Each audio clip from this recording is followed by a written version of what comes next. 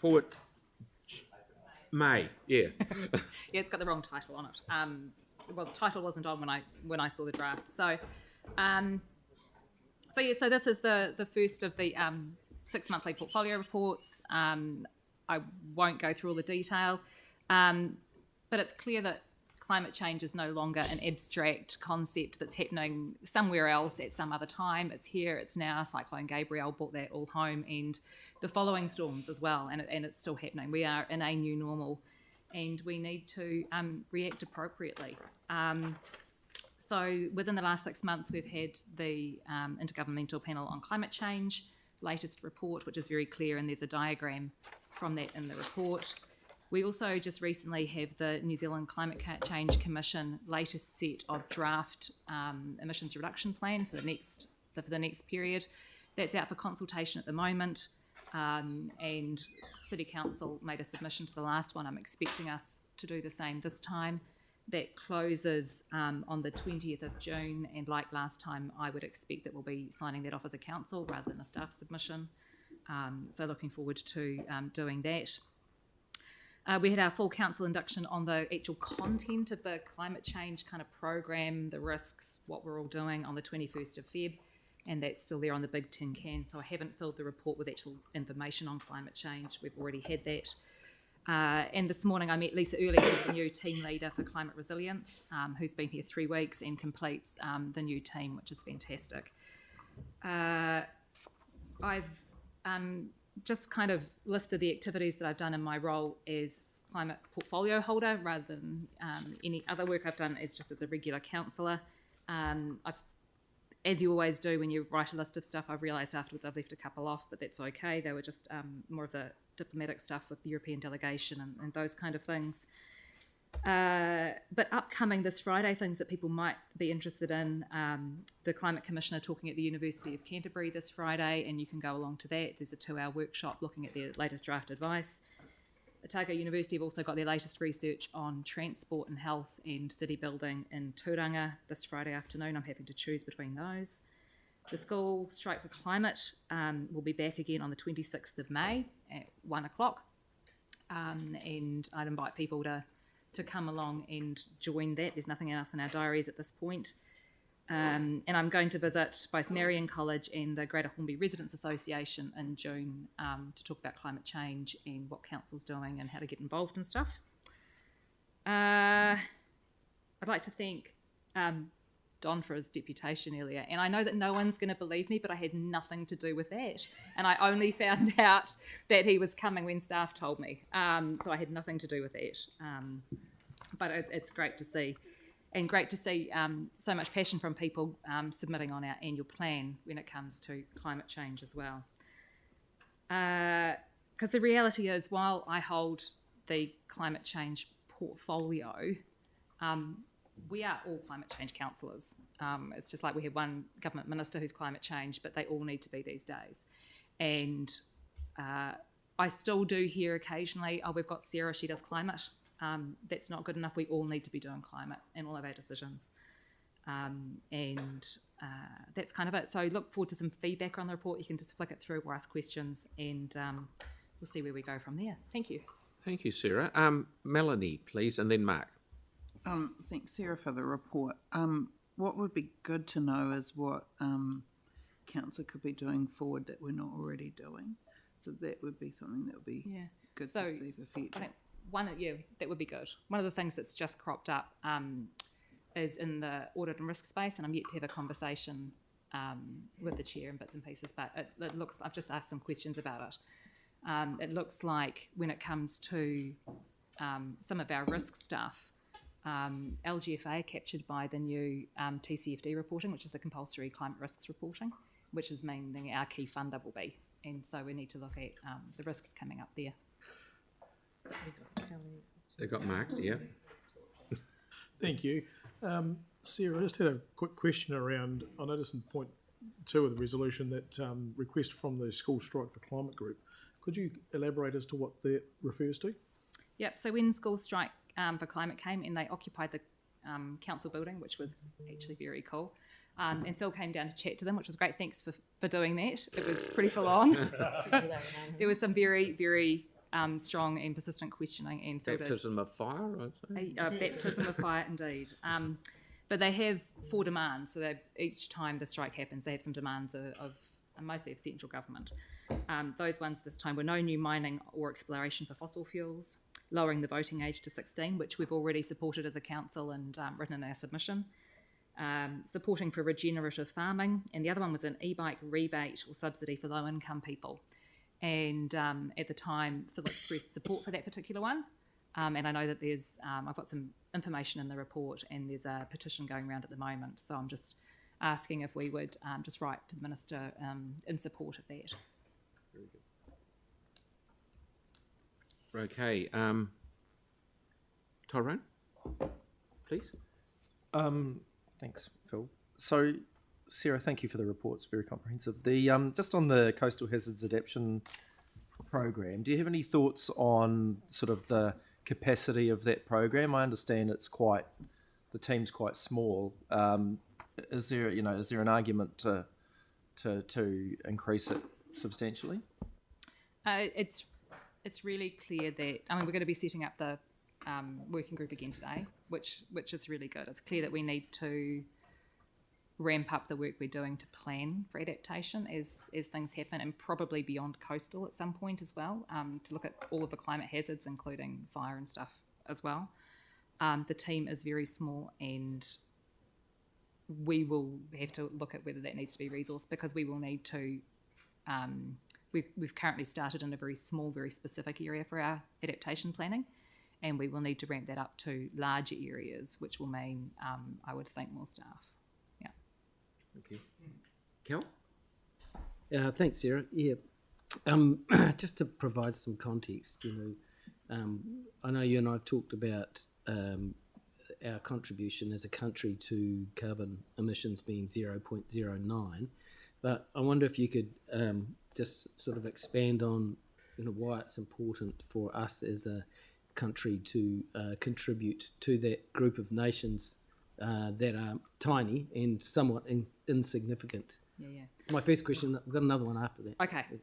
So I guess there's 3 key reasons why we need to play a role. The first is a leadership role. So actually, even though we're tiny, the world looks to us for leadership in a range of areas.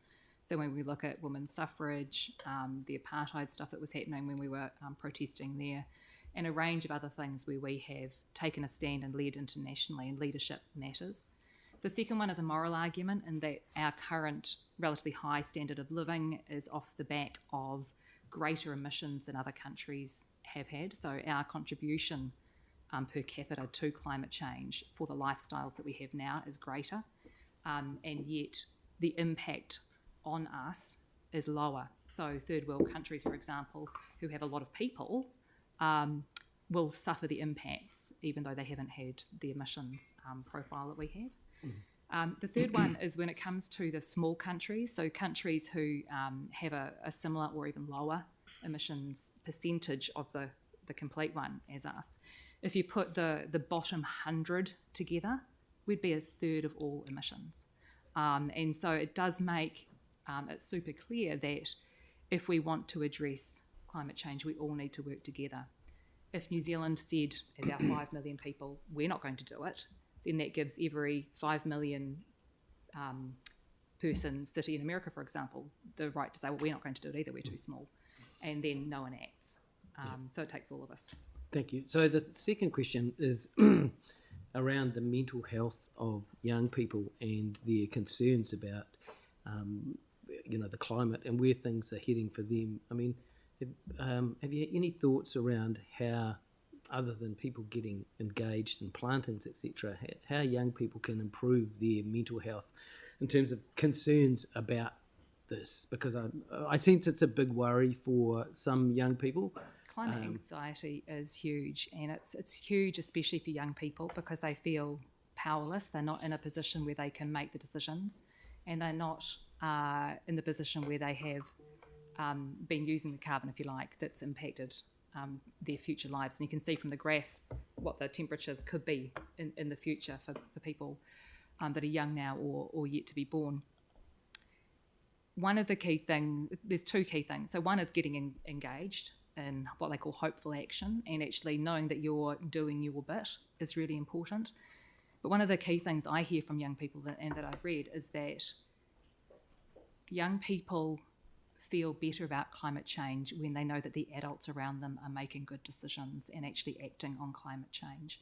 One of the reasons they feel really bad is that they can see people fighting against climate action and not wanting to use their political capital or resources to make the planet a better place for them in the future. Okay, thank you. Mark, did you have another one? Or you're done? Sorry, thank you. Pauline? Thank you, Sarah, for this work. It's excellent. I'm just wondering, is it possible to get some more council information on how we're tracking in this report, rather than the New I would love Zealand? to.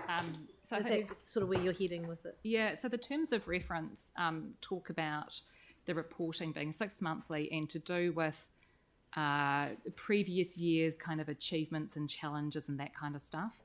And it's an awkward one to do for this particular report because at this stage we don't have a system in place to enable staff input and resourcing, if you like. So I've put in what's coming up for council, so urban tree policy, those kind of things, when we're making decisions on those. But this was a report that I had to write myself without council organisation input. Yeah, I see. And because I'm not operational, I don't know everything. Like I know, and I've had a quick look at the amount of work that's going into the LTP in the background, and the strategic framing for the LTP when it comes to climate. And I think one of the things is to make sure that we get regular reporting from the organisation on climate. So we had that really good induction briefing. Yeah. We will be getting a separate one on climate in the LTP. So being a public-facing document here, it might be quite good just to have a smart cities link in here to make it easy for people to access that. Yeah, I would see. love a Smart Cities link on the and a Smart View link on the Smart front View. page of our website. Yeah. There's lots of links on there. It'd be really good to have the Smart View one. It's got lots of really good stuff from foraging to So water should we shutoffs. get staff advice on that in the resolution then? And the other thing is a link directly to our climate stuff in the website would be a great link to have on the front page of our council website too. Well, I see the We chief did for a while. executive's writing something down, so perhaps you've taken note of that. Yeah. And the other thing is with the rebike, the e-bike subsidy. Yeah. I'm just wondering, would that be a good remit for LG&Z? I mean, why not? Yeah, potentially. Actually, if you're keen to do that, I'd be really happy to add that. Get some advice on doing that as a remit. Yes. Could we do that, Dawn, we just get some please? advice? I don't think it's too late. Thank you. And thanks again for the report. Thanks, It's great. Pauline. Yanni? Yeah, thank you. I see that we've made a submission to the So the energy sector. it was the draft long-term electric vehicle charging strategy for Aotearoa, New Zealand. I see that you've reviewed that, but have you reviewed our own EV charging strategy? Because it's really hard to understand what we're doing. We put money on budget, the money hasn't been spent. Orion have increased the charges. It's not something that's within the terms of reference of my portfolio, really. Right. I mean, it's not. So who's got responsibility for the EV charging strategy for us in terms of council? That's a good question. So I've got in the portfolio terms of reference, it is quite specific about the various strategies that I'll be giving some oversight and bits and pieces to. That wasn't one of them. Right. I don't think we've got a specific published strategy. There's probably an internal policy. Can I just flag it's an area that probably needs some work? But I mean, if you did review the government strategy, did that come to us or? No, I was offered the submission or- opportunity to have a quick review of it. It was a short submission, but I am recommending that we sign off on the actual next emissions reduction plan submission. So, sorry, just to be clear, is there a possible that we can We can forward get it a through. copy of what the submission was that we put in? I presume it was on behalf of council. And is there an opportunity for us to provide feedback, or is it already too late? That was weeks ago. Yeah, long time. And it would be good to just It get was- clarity around our own EV charging strategy. So one of the key things that we wrote about was equity of provision. and that was probably the main point. I guess the 2.1 was equity of provision and making sure that areas that might be lower income, where people assume people won't have EVs, still get charges, because actually there's a chicken and egg situation there, where if the charges aren't there, then people don't get the EVs. And the other one was the proposal originally looked at not particularly putting it in cities, because cities would have more opportunity to, people were charging at home and not going as far, those kind of things. But with the intensification that's happening around and more people not having off-street car parking, we thought that making it clear that the intensification provisions would mean that we would need on-street charging put there in there as well. Yeah. And Mark, you change your mind. Yeah, thank you. I'd be really keen to see some recommendations from you on where the council can go and should go. These sorts of reports to give us some steer would be really, really useful. Okay, that'd be great. Yep. Okay, and Lynn. So, Oh, sorry. Lynn already had the talking stick, and then you can go. Yeah. Yeah. so I'd like to acknowledge and thank councillors for the very coherent and specific both questions and observations. This is something that we share together, and I think there is a real commitment to move forward. As Sarah mentioned, we have just appointed a new climate change team leader that completes the formation of the climate change resource within council. This will enable us to move forward in terms of both planning, monitoring and reporting in a more formal way. So what I'd be very happy to do is take on board all of the suggestions that have been made around the table, and to ensure that we come back to council in the near future. I'm not going to put a specific date on it, but with how we're intending to report going forward. And in particular, I think we could make more of a showcase of some of the underpinnings of the long-term plan, and also the reporting against climate resilience goals, which will come through all council reports going forward. So we are definitely committed to making that step change.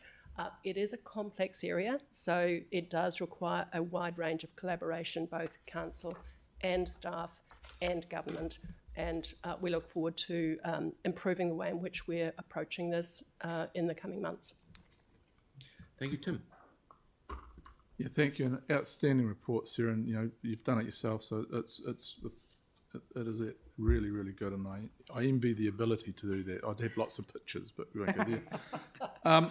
Yeah, just following along with recommendation 3, which I really like, because it's going along the lines of cars, because we have car share, we have a government subsidy on electric cars, so I totally get that, and it's great. The one thing, and you won't be surprised by this, is I keep banging on about copper brake pads and treating metal at the point of when it leaves the factory, rather than letting communities and councils having to pick up the pieces through a number of processes. And smaller councils will be absolutely stuffed. They just don't have the capacity we do. So I'm just wondering how we can get kind of more traction with that, because like 10 years of Hastings Wakatahi, they suddenly come into slow speeds at schools and slow communities, which has been fantastic. 22-3 decades behind the rest of the world, and it's not a political thing. It's just somehow the boffins and behind the scenes in Wellington just don't get it. Yeah.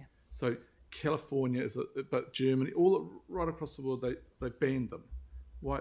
How do we get some friction there? Yeah, I don't know. I think in the past we've done like a remit to LGNZ on the copper brake pads, those kind of things. We've raised it as an issue.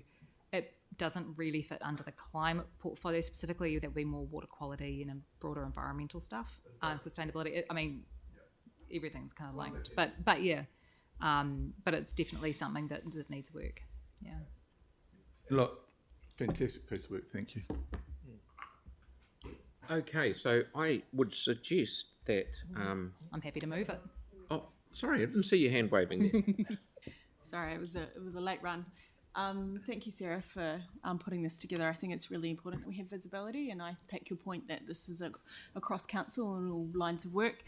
I guess two things I'm interested in getting a bit more information is around looking at, particularly around the equity lens in terms of making sure that we prioritise, because we only have, in terms of our capital program, where we're making sure that we've got infrastructure in place so that people can reduce their emissions. So looking at where there are gaps in the network, it could be around cycling, it could be other things. The second one I'm really interested in is around innovation. And looking at where the opportunities are, because we can be leaders in terms of building into our organisation ways of demonstrating that we want to be at the forefront of developing things that will build climate resilience into our communities. So I think that the climate adaptation program that we're rolling out in Whakaropo Harbour is a good example of where we're being leaders. I also think that there's an opportunity through Christchurch and Z would be really interesting to see how we can look at doing some work there, and also through the Smart Cities team. I know there's some work underway, but interested to hear more about where the opportunities are as well to be leaders in that space. So really appreciate you writing this report and bringing it to us. So I assume Sarah will move. I had to move it. And I am thinking that Celeste will second it. Do we have any debate? No, I'll put the motion. All those in favour? Aye. Against? Thank you. Okay, thank you, Aaron. Carried. That was a no. That was a no from Aaron. Aaron, yeah, got it. It was more than one, no. Oh, I only heard one. It was one no or two no's. Yeah, Aaron, got it. It'll be the e-bike subsidy. Oh. Right, we'll move